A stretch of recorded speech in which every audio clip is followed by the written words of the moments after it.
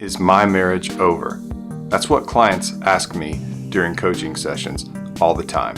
And I have several thoughts on that might give you some insight, but also some things that you can do to hopefully keep your marriage from being over. In the last 2 decades, I've seen countless marriages saved, and I'm going to give you some things that can hopefully add yours to those numbers. The first thing that I want to tell you is that if this is newly discovered, you've newly realized that there are problems, or even if it's been after some time, if divorce proceedings have not started, and if you two are still talking, then you have time. And even if you're not still talking, I'm going to get into that too as well. But usually, most of the time, when you start researching and asking the question, is my marriage over?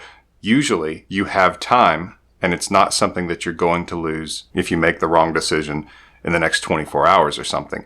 If it is, then maybe this is not the video for you. But if proceedings haven't started, then you still have time to save your marriage. And that should influence how you interact with your spouse, because this is not something that has to be resolved in this second, right away, as though the marriage itself is holding on to your hand while hanging over a cliff and could fall at any second. It's not that way. View this more as a marathon and not a sprint. This is something that will take time, but where improvements can be seen fairly soon. And so mistakes can be made when you try to rush things or force things. Keep that in mind. You have time, take a deep breath, and let's get going. Number 2, what is hurting your marriage worse? Is it the actual issues that your marriage faces, or is it the conflict that comes from those issues? Because in my experience, so many couples end up hurting each other, hurting the relationship, and hurting the chances of survival for the marriage by the way that they interact in conflict. The attacks, the yelling, the negativity that almost seems to be constant, the something's always wrong mindset. Those are the things that make someone not want to be in the marriage. And a lot of people can handle more the issues than they can the conflict. And that's why it's so important to focus on positive interactions and to avoid the negative ones. Because you can fight and argue and bicker and think that maybe you reach some kind of resolution, but if there are lingering feelings of resentment, hurt, anger from the interactions, then even if those issues seem to be solved and there seems to be an understanding, your spouse could still want to leave. And I have seen this many times where people don't understand because it appears as though the issues have been resolved. There's no ongoing matters that appear to be causing problems, and yet the other person doesn't want to stay in the marriage because they're not motivated anymore. They're not attracted to the relationship or to you. And so the question is why? And a lot of times it's because it's been talked about too much. And I know that might sound bizarre since we live in a world where we're told that communication is the be-all and end-all and it's vital and we just all know it. That's what we're supposed to do whenever we have trouble or problems in our marriage. We're supposed to talk about it and communicate about it non-stop until we feel we have exhausted ourselves in the process. And that's just not true. Research has actually shown that for every negative interaction you have with your spouse, it takes at least 6 just to balance that out in terms of emotional closeness and connection. And the thing is, you can be right about the issues and you can tell your spouse just how wrong they are, or even admit that you're wrong. If the process, though, is predominantly negative, even if there's a resolution, the person is not as motivated to work things out or to be with you because they don't feel as close to you. They feel hurt, they feel resentment, they feel anger from those negative things. And oftentimes, very little is actually resolved. And what surprises a lot of people is that you can actually turn the coin on the other side and focus more on the positive interactions and just have a small amount of time for some of those conflicts or issues to be discussed every now and then. If you focus on the positives instead of the negative issues, the conflict, you actually are more likely to serve your marriage best and to preserve or even resurrect the motivation and the desire of your spouse to actually be in a marriage with you. And I talk about this more in other videos, but basically you can do more to help your marriage by focusing on positive, meaningful, warm interaction than you can by trying to go through and dissect the issues and just live in a swamp of negativity and an unending conversation. Keep that in mind. The positive interaction that you can have with your spouse is more valuable than going through these issues and trying to reach some conclusion that you may or may not ever reach. That's not true in every issue, but most couples would do a lot better if they backed away from the negativity and focused more on the positives. Doesn't mean that you can't work through some issues, but it does mean that what is more important is the way that you treat your spouse, the way that you two interact, and the connection that you have that can be severed and damaged by negative, hateful, hurtful interaction. Before I get to number 3, get my free mini course on saving a marriage. The link is in the description below, or you can go to marriageradio.com. That's marriageradio.com and click on Marriage Help. You'll see free mini course to save a marriage. It's free and it's a powerful guide to help you save your marriage. That's marriageradio.com. Number 3, is there an affair going on? Oftentimes when there's an affair, the person having the affair can start to treat their spouse differently. They can have a much shorter fuse. They can leave at the drop of a hat. And so it's not necessarily all those issues that have been brought up. Sometimes there's someone else who is getting the bulk of their emotional efforts and their romantic efforts. And because of that, they start to resent you, especially if there have been unmet needs in the past, disrespect, rejection, and they're not getting those things from this new person because they're probably in something called limerence with this new person. I have a video about that, just as I have articles on my websites. Limerence is also called the honeymoon phase or infatuation, but it's a chemical response. It's a phenomenon within their own mind where this person can do no wrong, and it's chemically covered for them to feel that way. The chemicals of dopamine, vasopressin, and oxytocin can make this person angelic and perfect, and your flaws will be seen under a magnifying glass, and that can be a lot of the reason for newly found hate coming from your spouse towards you. I'm not saying that just because your spouse has suddenly turned hateful that they're having an affair, but I am saying if there have been extreme changes in the way that they treat you, their actions and time, money, those kind of things are missing and unexplainable, then you might have a case of where your spouse is having an affair, and that can be why there are so many problems all of a sudden, and maybe that's why they want to be out of the marriage if they've said that. So keep that in mind. It's probably something you've thought about, but a lot of times I notice people in this situation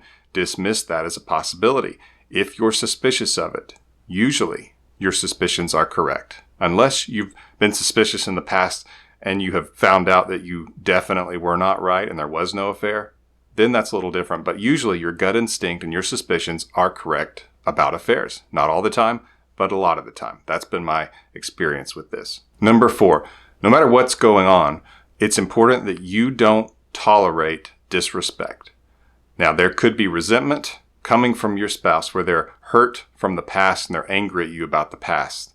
But it's very important that in that, you don't tolerate disrespect. You say, don't speak to me that way. I'm not interested in continuing this conversation if you're going to talk to me that way. Or we can have this conversation later, but I'm not going to sit here and be disrespected. You have to stand up for yourself, because if the other person is allowed to be disrespectful to you, it will lower their attraction towards you. Plus, it will be creating that negative environment that we talked about, because it's important that your spouse does not talk to you that way because they are witnessing the way they're speaking to you, and it can become a self-fulfilling prophecy. Like, if I'm speaking to them this way, they're not worthy of respect or they would be demanding it. They're tolerating that I'm mistreating them. And also, seeing that this person is disrespecting you through their own eyes can cause them to think to themselves kind of subconsciously. It's not necessarily something they would word this way, but basically, I don't respect them or else I wouldn't be talking to them this way.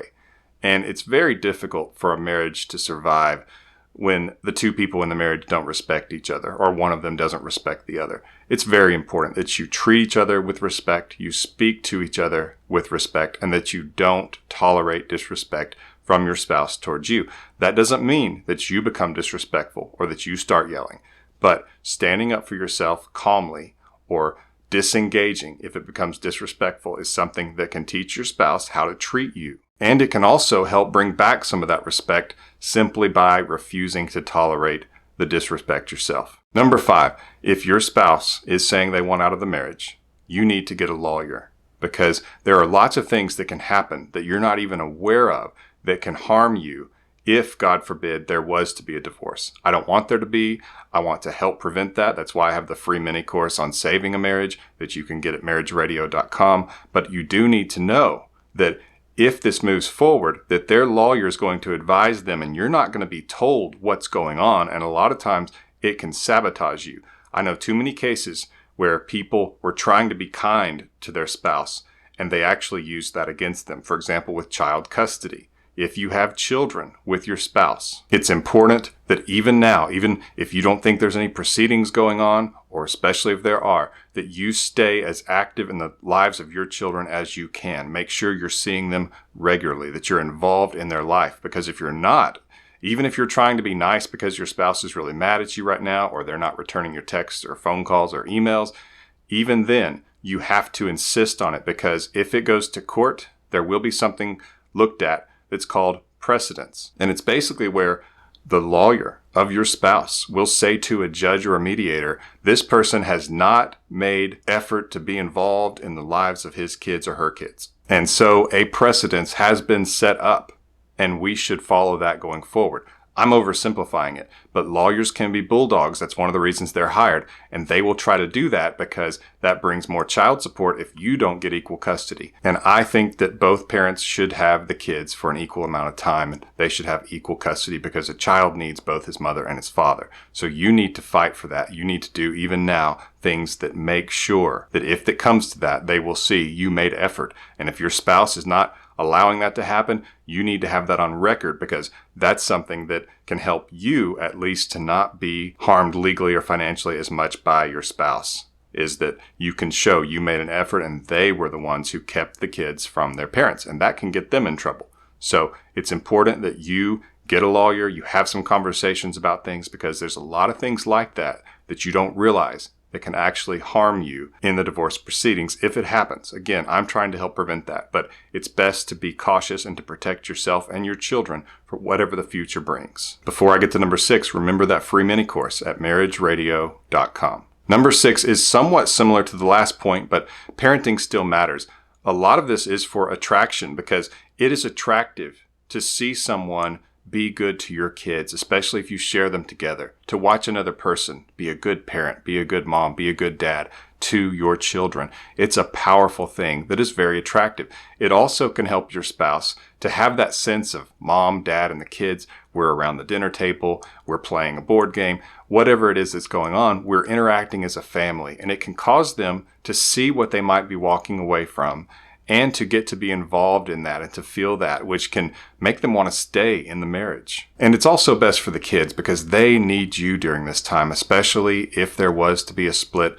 They need to know that you're there for them, and they deserve to have a life where it's not interrupted and it's not where they are ignored or put on the back burner because of what's going on between you and their other parent. You'll be glad you did in the future, as far as being involved in your kids' lives and making sure that they're a priority. You will thank yourself, and you might thank me later if you really focus on that. Number 7, keep in mind, people can change. Granted, it's not often and it takes effort, but people can change. It just takes a lot of time, and it takes them being able to reflect. It can also take them having to experience loss. And that's why it's so important that they do get to see the family interacting together. They do get to have some positive interaction with you, because we want them to be able to look back on that, especially if they do leave, if you two separate, or if things start going badly with maybe that affair partner. They need to be able to look back and kind of tell themselves, it was good with my spouse. Maybe I shouldn't leave. But when it comes to divorce proceedings, a lot of states, at least in the United States, there's a waiting period. Sometimes it's up to a year where you have to actually wait a year to file. And sometimes significant changes can happen, especially if there's another person involved. And it's best if you can do what I'm about to mention in the next point. Number 8 is delay the divorce. That's something where you need to tell your lawyer, I want to delay this. I don't want a divorce, and I want to delay proceedings so that I have the best chance of reconciling, and maybe my spouse can change. That's something they're used to. They're not going to look at you and be perplexed that you would ask such a thing. but it is something that they know how to do, because basically you just make sure you wait to meet the deadlines until the actual date, and that you actually might do some things that will require more procedural things be done that will take more time. There are ways to delay this thing to give you the best chance, because as feelings cool off, especially if you know some of these things you need to do, like to focus on positives and just not to do a lot of the negative things, and you give them a chance at least to see what they could be losing, you have better odds. It's really that simple. If you act quickly and you divorce, it's kind of like putting the toothpaste back in the tube. It's difficult to do. Once the divorce happens, the odds drop to almost nothing that the marriage can be saved. I've seen it happen, but it's rare. Usually it's just a different mindset. It's we're divorced, and the person usually begins to move in another direction and just doesn't look at it that way. It's difficult. So you want to try to prevent that if at all possible. Remember, this is a marathon. It's not a sprint. This is something that you need to be patient with and be able to appreciate the small steps. The free mini course I have at marriageradio.com is powerful, and I encourage you to go there. Under the Marriage Help tab, you'll see free mini course to save your marriage. I'd suggest you go get that right now. It's a powerful guide to help you save your marriage. This has been Coach Lee, and as always, thank you for watching.